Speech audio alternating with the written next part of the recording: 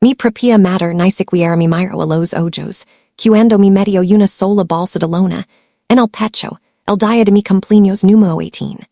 Mi hermana mayor acababa de ruinar el negocio familiar por pura negligencia, y mi culpaba mi por salvar su propio pelillo. En lugar de encontrar la verdad, mis padres tomaron una decisión. Sacrifica la hija que pudo sobrevivir para salvar a la niña dorada que no pudo. Mi papá mi miro y mi dijo, tú eres la fuerte, linda. Estarás bien. Tu hermana es frágil. Ella necesita la protección de esta familia. Cerrar en la puerta de entrada detrás de mi bajo la lluvia torrencial, pensando que habían arruinado mi vida para asegurarla de ella. Pero no tenían idea de que este fuerte que Turin estaba a punto de construir un imperio desde cero. Y 12 años después, estarían de rodillas rogando que los salvara del monstruo exacto que creeran. Mi nombre es Linda Myers, y hoy tengo 30 años. Mirando hacia atrás, mi infancia estuvo definida por una sola reglatacita. Mi hermana mayor que lo era de vidrio frágil y yo de hierro macizo. Si que lo laraba, la casa se detenía. Si sangraba, mi ponían una venda y me decían que frotara un poco de tierra. Chloe era la niña de oro, la que necesitaba un ahorro constante, excuses constants y protección constante. Yo era solo el caballo de batalla de fondo, que esperaba guardar silencio y mantener todo unido. El punto de quiberligo en mi cumpleaños número 18.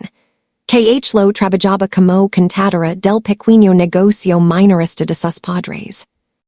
A través de pura negligencia, gastos imprudentes y fraud absoluto, logró perder más de $50,000, dejando a la compañía al borde de la bancarrota.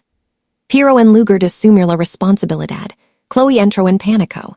Falsificó mi firma en documentos financieros, mi arrojo debajo del autobus y les dijo a nuestros padres que yo era quien había estado, vaciando secretamente las cuentas para financiar mi propio futuro. Mis padres no investigaron, no pidieron registros bancarios, y ciertamente no les importó escuchar mi versión. Ponerse del lado de que lo fue más fácil que admitir que su hijo de oro era un fraud. Esa noche, mi madre nisequiera mi miro a los ojos cuando medio una sola bolsa de lona en mi pecho. Mi papá señaló hacia la puerta principal, afuera llovía mucho. Tú eres la fuerte, linda.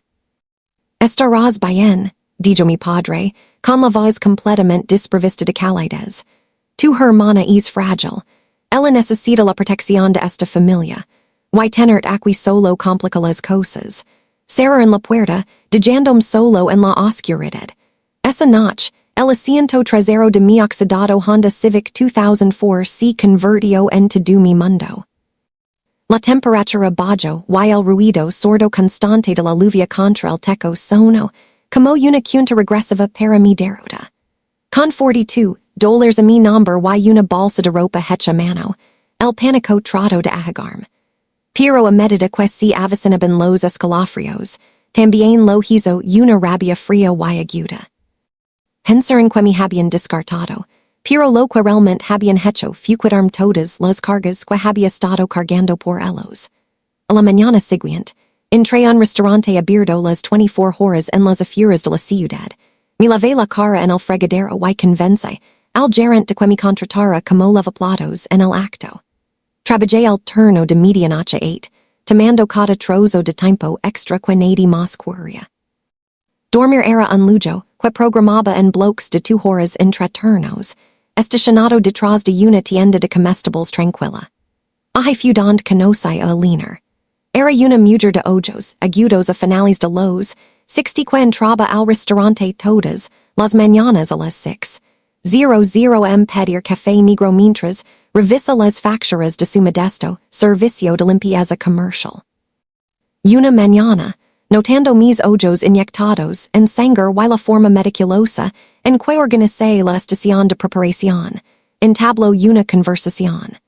Cuando me vaya a detectar sin esfuerzo un error de adición, en su libro mayor a 3 taburitas de distancia, sus ojos se abrieron de par en par. Aliner me ofreció un trato. Alojamiento, en el pequeño estudio sobre su oficina a cambio de trabajar 80 horas a la semana limpiando espacios corporativos, por la noche y, administrando sus cuentas durante el día.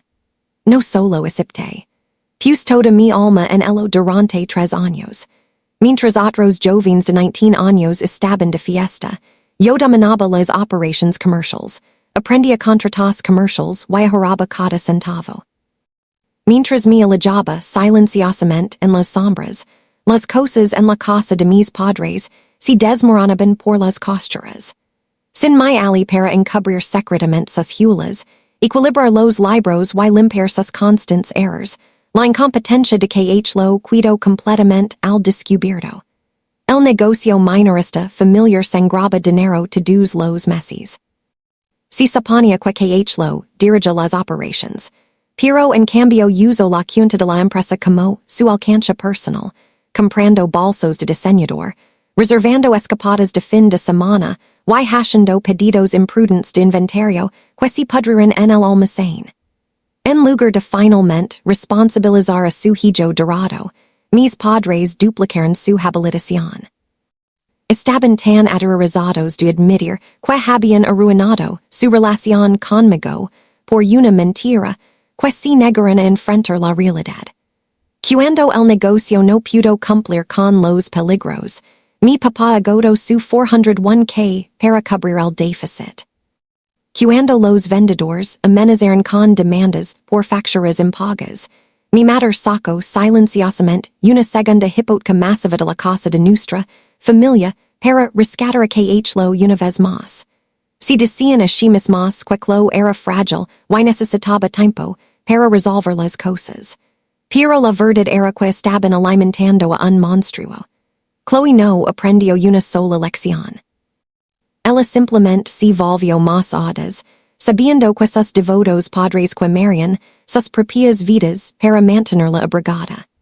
Para cuando cumplí 22 años, la trampa que habían construido para ellos estaba lista para cerrarse. Para cuando cumplí 24 años, mi implacable ética de trabajo había transformado por completo el negocio de Eliner. Nos habíamos expendido de un modesto equipo de 6 personas a una empresa comercial de mantenimiento y administración de propiedades de múltiples empresas. Cuando Eliner decidió que finalmente era hora de jubilarse, no se vendió a un comprador corporativo. Ella me entregó las llaves, estructurando una compra que me permitió pagar gradualmente durante 5 años utilizando las ganancias de la empresa. Bajo mi liderazgo, el negocio se disparó, pero no me conformé con solo administrar contratos de servicios. Recordé la fría noche que había pasado encerrada en mi automóvil y juré no volver a estar a merced de la propiedad de otra persona. Creé un holding discreto, Apex Holdings LLC, y comencé a adquirir silenciosamente bienes raíces comercials en dificultades en toda la región. Mi estrategia era simple. Comprar propiedades en dificultades. Renivelas y asegurar inquilinos, commercials confiables a largo plazo. Durante 6 años, Apex Holdings se convirtió en una cartera poderosa. Luego el turno del destino, que nunca Roman 6 venir. Durante una subasta de ejecución hipotecaria bancaria, mi equipo legal marcó un centro comercial que habían cumplido con sus préstamos junto con una hipoteca residencial vinculada cross garantizada en su contra. Cuando revisé los detalles de la escritura, me dolió el aliento.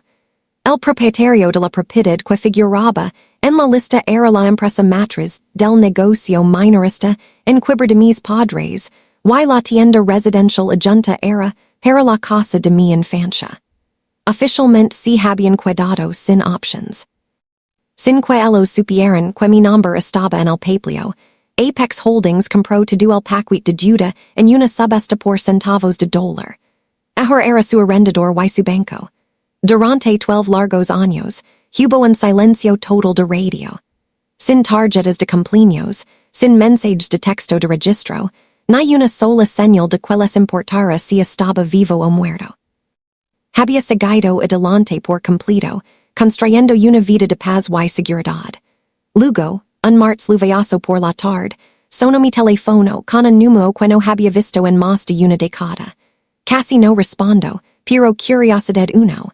En el momento en que me levé el teléfono a la orilla, un muro de solozos hystericos estalo a través del altavoz. Era mi matter. Su voz estaba entrecortada, frenética y envejecida por una docena de años de estrés. Ella no preguntó cómo estaba. Ella no se disculpó por ergarme la lluvia cuando tenía 18 años. En cambio, salta directamente al modo de pánico. Linda. Oh Dios, Linda, realmente, por favor, no culgues. Estamos en terribles problemas. Tu hermana. La situación de que lo se ha vuelto catastrófica. Estamos a punto de perderlo todo. La casa, el negocio todo. Mi recosté en mi silla de oficina de curo, mi ritmo cardíaco sorprendentemente estable. Porque mi lamas, pregunté manteniendo la voz completamente perja. Debido a quella familia siempre perdona la familia, ella gritó desesperadamente. Ahora tienes éxito, escuchamos rumors. Tienes que volver a casa. Chloe te necesita. Por favor, reunite con nosotros en el bistro el día 5 esta noche. Necesitamos tu ayuda.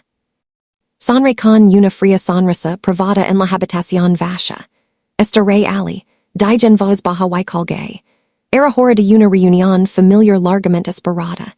Entré al bistro el día 5 con un traje sastre azul marino que perche el director ejecutivo en el que me había convertido.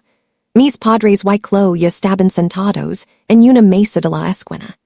12 años no habían sido amables con ellos. Mis padres parecían exhaustos, con los hombros encorvados por el peso aplastante de la deuda, mientras que lo se sentaba entre ellos, haciendo pacheros detrás de un maquillage pesado, y vistiendo ropa de diseñador que claramente no podían pagar. Cuando me vieron, mi madre jadeó, esperando instantáneamente a la ingenua niña de 18 años, que podía manipular con lágrimas en los ojos. Linda, mi padre fanfarronio, tratando de sumir su viejo tono autoritario. Gracias a Dios que estás aquí. Hemos tenido una terrible racha de mala suerte. Los socios comercials de lo la traicionaron, y el banco amenaza con ejecutar la hipoteca de la casa y desalojarnos de la tienda. Necesitamos immediately 200,000 de inmediato para liquidar estas deudas falsas. Chloe se cruzó de brazos, sin mirarme. Siempre fuiste la afortunada, Linda. Es justo que nos ayudes. Mi padre se inclinó sobre la mesa. Tu eres la fuerte, Linda. Sobreviviste por tu cuenta, pero tu hermana es frágil. Ella no puede soportar este tipo de presión. Necesitas dar un paso adelante por tu familia. No parpadee. Lentamente, metí la mano en mi maletín de curo y saqué un grueso dossier, deslizándolo sobre el mantel blanco. Estás equivocado, dije. Mi voz resonando en la mesa. Nadie traicionó a Chloe excepto ella misma.